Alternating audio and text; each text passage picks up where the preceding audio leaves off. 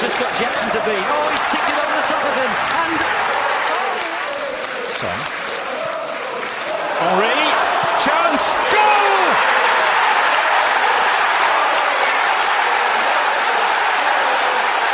He may be cast in bronze, but he's still capable of producing truly golden moments.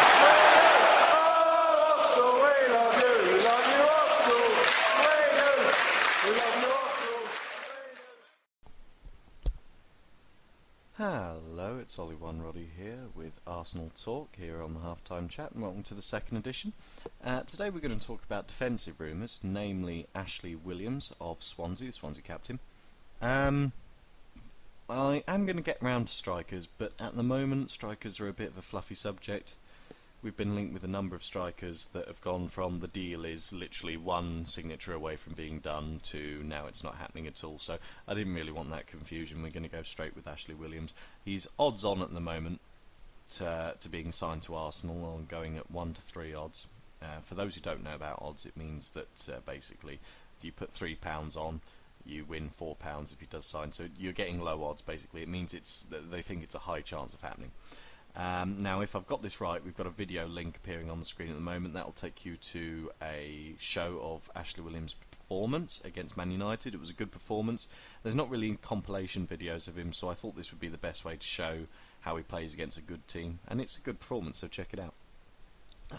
The reason we're talking about Williams specifically is it does look like a likely transfer. The manager of Swansea, Michael Laudrup, has actually come out and said that he expects maybe one of his players to leave Swansea during the summer, and amid all the speculation about Williams, it suggested that Williams could be the man. Also, I think because of his good performance this season, I mean, he's played 37 Premier League games, he's only missed one game in the whole season. That consistency, he's generally had a good performance. I think Williams is very much looking not above Swansea, because I think Swansea's actually been a very good team this season, but I think he's definitely stood out as one of the most solid performers. So let's have a quick look at just about Ashley Williams. He's 28 years old, Welsh player. I think he's captaining Wales at the moment as well as Swansea. He's 6'1", big solid guy. And he's valued at about £10 million. I mean, he's a no-nonsense centre-back. He's not going to be doing any of the skills that maybe Koscielny and Vermaelen do, but he's a man who's going to get to the ball, and basically he only needs to tackle you once. So, you know, what more can you say? Good defender. Would I have him on the team as an addition? Yeah, of course I would. I think he's solid. I think if he's not going to be first-team material, I think he's brilliant backup. I think he'd be a very good signing on the basis of just an addition to the team, personally. But the question really is, the Daily Mail has reported that there's a possibility Williams is being brought in to cover for Vermaelen being sold. Now, Vermaelen's had interest from Bayern Munich and Barcelona, and really, well, you know, we've had a history of losing players to good teams, especially Barcelona. So, I mean, there could be some substance in the idea of losing Vermaelen to Barca or Bayern Munich. However, Vermaelen has come out and said he's fighting for his space. I think that he will, personally, but, you know, it's never something you can trust too much with these quotes. Sometimes they do get manipulated, or sometimes players just straight out don't mean them. So we'll have to see on that one. But in order to kind of gauge what position we'd be in if Vermaelen did leave and if Ashley Williams came in a statistical terms, I've got a little chart here just comparing the stats between the two players, and we're going to have a quick look at that, see how they're paired up. Now, this is only the 2012-13 season. Vermaelen obviously started less games in the Premier League, however Williams only started in the Premier League, only played in the Premier League. So what I've done is I've taken the stats of Vermaelen in both the Champions League and the Premier League, and of Williams just in the Premier League, which works out to Williams playing 37 games and Vermaelen playing 36. So I just thought it would be a more fairer comparison as opposed to just the Premier League, where Vermaelen played a lot less games. Now, as we can see here, first thing that made quite clear, Vermaelen makes more tackles, not considerably more. He's, you know, over the course of the season, it's probably about 20 or 30 more tackles, but he makes more tackles over the course of a whole season, which is, of course, good. Williams does make more interceptions than Vermaelen, however. He does cause more fouls, Williams does. which, as I said, he's more of that no-nonsense defender. He is going to leave a mark on you, as opposed to Vermaelen. We know he's a more technical defender, does like a good clean tackle. So, you know, it's two different styles of play. Obviously, it's not great to give away lots of fouls, but it is good to leave your mark sometimes. Arsenal does need a bit of that physicality.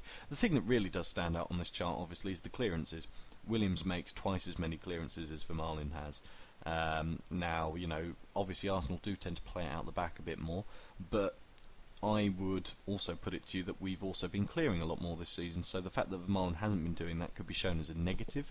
Williams has been hoofing it 10 times a game, by the looks of it, which is, I personally think that's the right attitude, especially if we've got a player like Giroud up there who can win the aerial battle.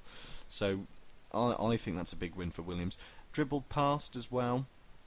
As you can see, Williams has been dribbled past slightly less than Vermaelen. To be honest, neither of them were dribbled past a considerable amount, so I don't think you could really hold it against either of them.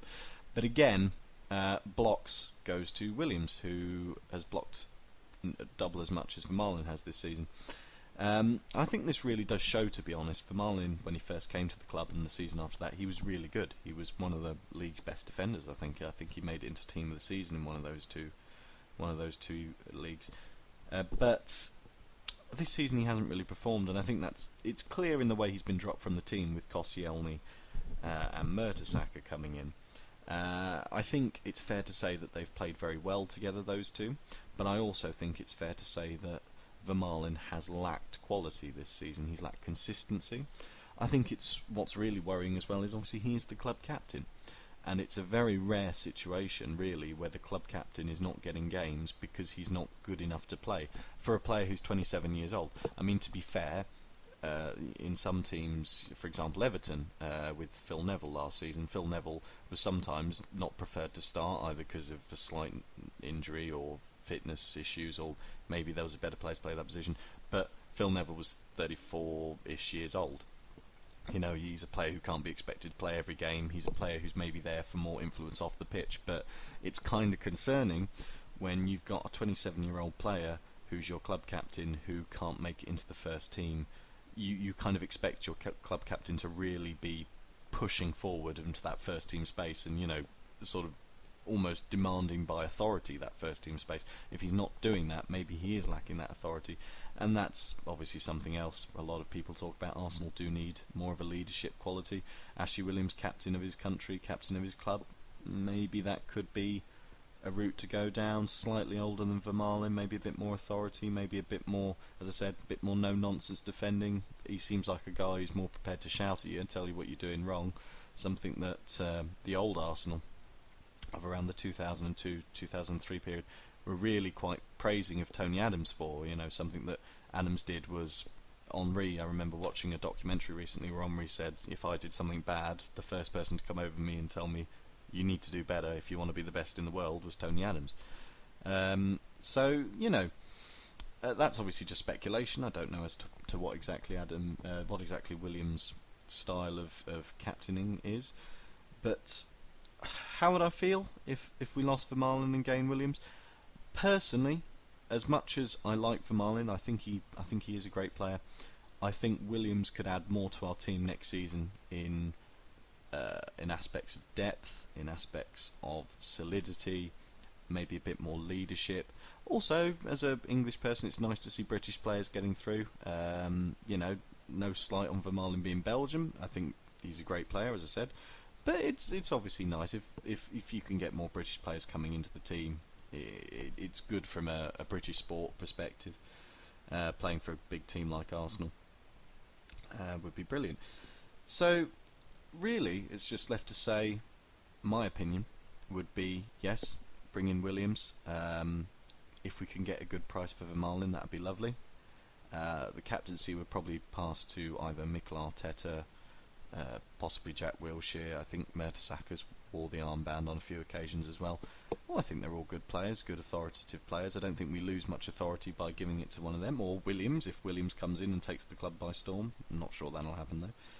But yeah, please let me know what you think in the comments below, and if you would like and subscribe, that would be absolutely wonderful. I'll be doing another video in the next few days. Thanks for watching, take care, and goodbye. Bye bye.